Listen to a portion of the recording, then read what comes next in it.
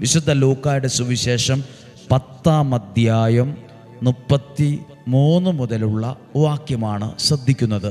എന്നാൽ ഒരു സമറിയാക്കാരൻ യാത്രാമധ്യേ അവൻ കിടന്ന സ്ഥലത്തു വന്നു.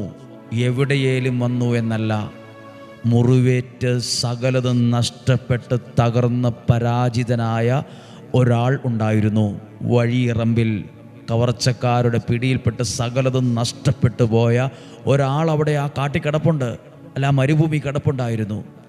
ഈ സമറിയാക്കാരൻ അവൻ കിടന്ന സ്ഥലത്ത്, അവൻ വേദനിച്ച സ്ഥലത്ത്, അവനായിരുന്ന സ്ഥലത്ത്, വിശ്വസിച്ചേ, നിങ്ങളായിരിക്കുന്ന സ്ഥലത്ത് നിന്ന് തകർച്ചയിലോ വേദനയിലോ പരാജയത്തിലോ ഒറ്റപ്പെടലിലോ ആണോ? പലരും കണ്ടിട്ടും മൈൻഡ് ചെയ്തില്ല, പലരും മനസ്സിലാക്കിയില്ല. എന്നാൽ സ്വർഗത്തിലെ